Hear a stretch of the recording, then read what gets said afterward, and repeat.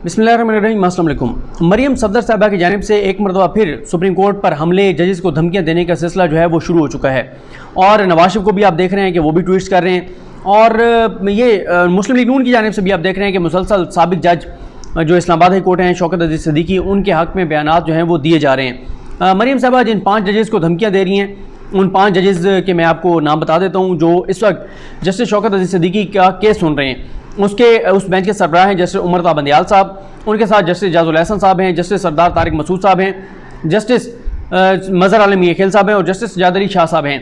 और यहाँ पर मैं आपको इंटरेस्टिंग बात यह भी बताऊँ कि उमर ता बंदियाल साहब और सजाद अली शाह साहब वो जजेस हैं और ख़ास तौर पर उमर ता बंदियाल साहब जिनके हवाले से 2 मौक़ों के ऊपर बहुत ज़्यादा कैंपेन चलाई गई। एक, जब इमरान खान का केस था, उमर ता बंदियाल साहब सुन रहे थे और साथ फैसल अरब साहब थे और बेंच की सरबराही कर रहे थे मियाँ साकिब निसार साहब, चीफ जस्टिस पाकिस्तान।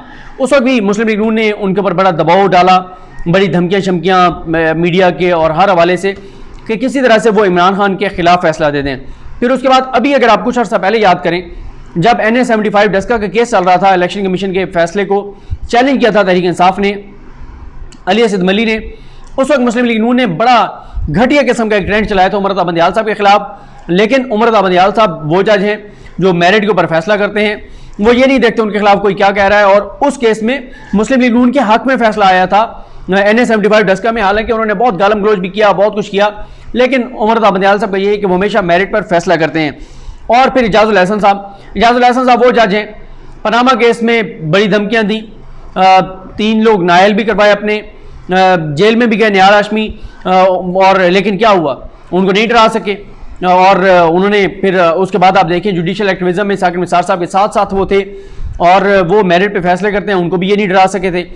तो ये अब 5 जजेस जो ये केस सुन रहे हैं और आप अंदाज़ा लगाएं कि मरियम साहिबा को केस के फैक्ट्स का नहीं पता। मरियम साहिबा को ये नहीं पता कि ये केस सुप्रीम जुडिशल काउंसिल नहीं सुन रही। वो प्रेस कॉन्फ्रेंस करके क्या कह रही हैं कि जी सुप्रीम जुडिशल काउंसिल जहां उनका केस सुना जा रहा है, भाई सुप्रीम जुडिशल काउंसिल तो उनको निकाल चुकी है, 2-2.5 साल हो गए। अब तो उन्होंने सुप्रीम जुडिशल काउंसिल के फैसले को चैलेंज किया हुआ है सुप्रीम कोर्ट ऑफ पाकिस्तान में, और ये पहला ऐसा केस है जहां पे सुप्रीम जुडिशल काउंसिल ने किसी जज को बरतरफ कर दिया है और उसका नोटिफिकेशन भी हो गया और उसने चैलेंज कर रखा है। क्योंकि काजी फाइजा और इफ्तिखार मोहम्मद चौधरी का केस तो मुख्तलिफ था, वहां पर तो अभी प्रोसीडिंग जारी थी सुप्रीम जुडिशल काउंसिल की कि उन्होंने चैलेंज कर दिया। और फिर मैंने आपको इससे पहली वीडियो में बता चुका हूँ जो इरफान कादिर साहब ने जो गुफ्तगू की, बड़ी सख्त और तल्ख बातें की सुप्रीम कोर्ट के हवाले से कि सुप्रीम कोर्ट तो ये सुन ही नहीं सकती, दायरा इख्तियार ही नहीं सुप्रीम कोर्ट का जो सुप्रीम जुडिशल काउंसिल के मामलात हैं। लेकिन वो अलग बात है कि गुंजाइश निकाली गई इफ्तिखार मोहम्मद चौधरी के लिए भी और जस्टिस काजी फाइजा के लिए भी। तो मरियम साहबा को फैक्ट्स के नहीं पता और मरियम साहबा सिर्फ इसको इदारों के खिलाफ इस्तेमाल कर रही हैं जस्टिस शौकत अजीज़ सिद्दीकी के मामले को। हालांकि उन्हें अगर नहीं पता तो कोई उनको बता दे कि शौकत अजीज़ सिद्दीकी साहब को अगर सुप्रीम कोर्ट उनकी दरख्वास्त मान भी लेती है तो अब ज़्यादा से ज़्यादा ये है कि उनको पेंशन मिल जाएगी, मराहत मिल जाएंगी, उनको वो प्रैक्टिस वगैरह कर सकेंगे। यानी ये नहीं है कि वो बहाल हो के एज ए जज बहाल होंगे, क्योंकि 30 जून को उनकी जो एज है वो उस लिमिट को पहुँच रही है कि उसके बाद वो उन्होंने वैसे ही रिटायर हो जाना था। तो इसलिए उनको सुप्रीम कोर्ट बहाल कर भी देती है तो उनको फ़ायदा नहीं होना। मरियम साहिबा को केस के फैक्ट्स नहीं पता, लेकिन जाहिर है या पता भी होगा तो वो इसको अपने तौर पे सियासी तौर पे इस्तेमाल कर रही हैं, एक हाइप दे रही हैं, इदारों को ब्लैकमेल कर रही हैं, इदारों पर दबाव डाल रही हैं। और यहाँ पर बल्कि मैं किसी वीडियो में आपको 3 वजूहत बताऊंगा कि इनकी फ्रस्ट्रेशन की वजूहत क्या है। ये जो इदारों के खिलाफ एक नई मुहिम शुरू की है मरियम साहिबा ने, इसकी वजूहत 3-4 हैं बड़ी इंपॉर्टेंट। लेकिन वो जब इस्लामाबाद हाई कोर्ट से निकली और इन 5 जजेस को धमकियाँ दे रही थी तो उन्होंने अपने वालिद साहब के केस में ज़्यादा बात नहीं की जिसके ऊपर उनको बात करनी चाहिए थी।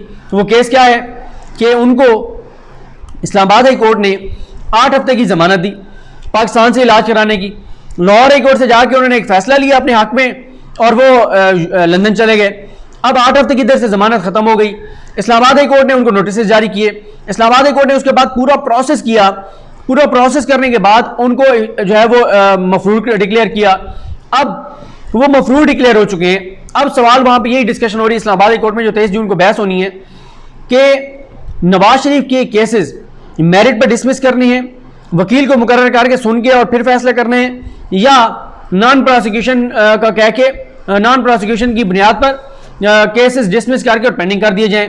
अब वो ये सारे इस वक्त उनका दबाव डालने का मकसद ये है कि किसी तरह से नॉन प्रोसिक्यूशन के ऊपर ये पेंडिंग हो जाए, और जो मुस्लिम लीग नून का एक सोच है, उनका एक ख्याल है, उनकी एक प्लानिंग है कि किसी तरह से 2023 तक हम खींच कर ले जाए नवाज शरीफ की इन अपीलों को, नवाज शरीफ के इन केसेस को, ये पेंडिंग हो जाए, और फिर नून लीग ये समझती है और बड़ी पुरुम्मीद है कि जब जस्टिस काजी फायजा साहब चीफ जस्टिस पाकिस्तान बनेंगे तो फिर नवाज शरीफ वापस आएंगे, और उनका ये वो पुरएतमाद है कि काजी फायजा साहब जब चीफ जस्टिस पाकिस्तान बनेंगे तो वो बड़े बेंचेस बना के नवाज शरीफ की तायात नाअहली भी ख़त्म करेंगे, वो नवाज शरीफ के केसेस भी ख़त्म करेंगे, और नून लीग को बहुत ज़्यादा रिलीफ जो है वो मिलेगा।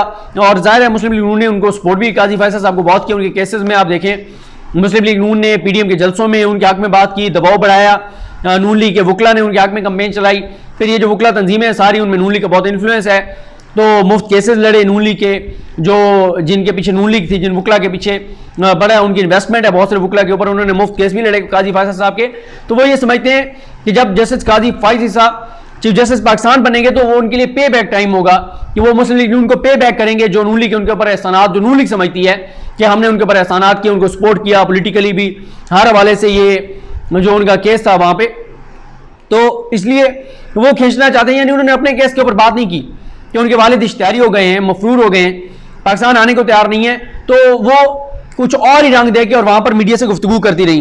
फिर उसके बाद उन्होंने जो है वो नवाज शरीफ ने भी ट्वीट कर दिया, जस्टिस जो साबिक जज हैं शौकत अजीज सिद्दीकी, उनका एक बयान, हालांकि वो बयान 2.5 साल पुराना बयान है, वो 21 जुलाई 2018 के बयान है, 3 साल तकरीबन उस बयान को होने वाले हैं।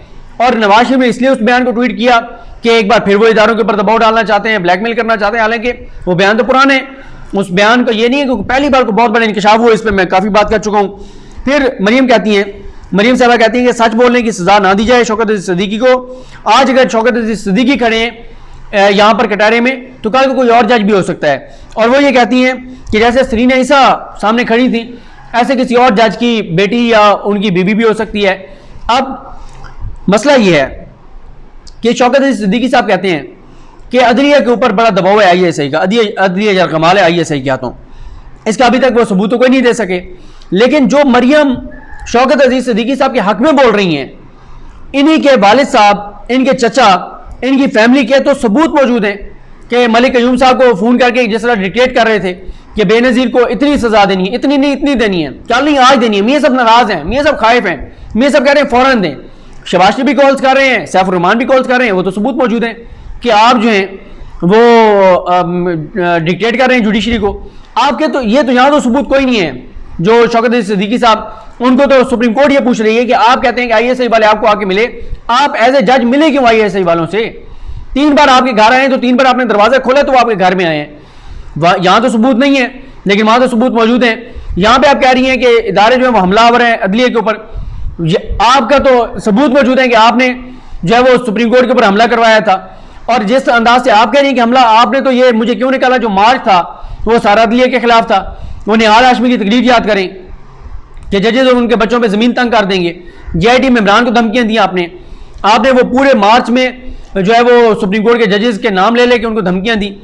और उनको वो तलाल चौधरी का वो बयान कि मियाँ साहब जैसे काबे में बुत थे, उनको वहां से निकाला गया था, इसमें भी इंसाफ के दायरे में बुत बैठे, इनको निकाले, हम आपके साथ हैं। तो आप तो खुद अदलिया पे हमले करते रहे हैं, आप तो अभी भी अदलिया पे हमले कर रही हैं जब आप सुप्रीम कोर्ट के जजेस को धमकियां दे रही हैं कि जस्टिस शौकत अजीज सिद्दीकी के हक में फैसला दो।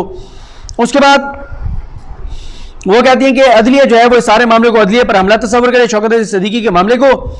और फिर उसके बाद उनसे जो और सवाल हुए उनका खैर उन्होंने कोई वो बजट के ऊपर कोई खास जवाब नहीं दिया कि बजट के ऊपर मुस्लिम लीग नून क्या करने जा रही है। और अड्डों का भी इल्ज़ाम लगा दिया कि पाकिस्तान जो है वो अमेरिका को अड्डे दे रहा है और मुल्क की सलामती का सौदा कर चुका है। लेकिन मैंने आपको बात की कि मरीम साहबा जो हैं वो जस्टिस शौकत अजीज सिद्दीकी साहब के हक में आजकल बहुत ज़्यादा बात कर रही हैं, और उनको एक बहाना चाहिए होता है इदारों पर हमले का, और इसको वो बहाना बनाकर और इदारों के ऊपर हमलावर हैं, इदारों को पे हमले कर रही हैं, जजेस को धमकियां दे रही हैं, जजेस पर दबाव बढ़ा रही हैं। मेरा नहीं ख्याल कि इसमें कोई बहुत बड़ा इनको कोई कामयाबी होगी। वो काजी फायजा साहब वाला और मामला था, जब वहाँ पे जिस तरह से वकला तंजीमें और वो सारा मामला हुआ, वो गेम ही कोई और थी। और यहाँ पे मेरा नहीं ख्याल कि कोई बड़ा रिलीफ जो है वो आ सकेगा, क्योंकि इस बेंच में एक इस तरह के केसेस में हमने देखा है कि ये जो जजेस थे इनमें से उमरदा बंदयाल साहब और सजाद अली शाह साहब तो वो जजेज़ हैं जिन्होंने काजी फ़ैसल के भी खिलाफ फैसला दिया हुआ है कि जजेज़ का एहतसाब होना चाहिए और जजेज़ भी अकाउंटेबल हैं। हाँ, मज़हर अली खेल साहब हैं, उन्होंने 19 जून को तो फैसला काजी फ़ैसल के खिलाफ दिया था, लेकिन 26 अप्रैल को उनको एहसास हो गया कि उनका पहला फैसला जो काजी फ़ैसल के खिलाफ था वो गैर आईनी था, गैर कानूनी था, और उनको जब अपनी गलती का एहसास हुआ तो फिर उन्होंने काजी फ़ैसल साहब के हक़ में हो गए और उनके हक़ में फ़ैसला दिया। तो उनका मैं कुछ नहीं कह सकता, लेकिन बाकी मुझे लगता नहीं है कि कोई ये जजेस कोई इस तरह इस मामले में कोई बहुत बड़ा कोई रिलीफ देंगे, क्योंकि सवाल अभी तक यही हो रहा है कि सुप्रीम जुडिशल काउंसिल की कार्रवाई को आप 211 की बार को क्रॉस करेंगे, आप कैसे चैलेंज कर सकते हैं, जिस पर अभी तक हामिद खान साहब अदालत को मुतमईन करने में नाकाम नजर आते हैं।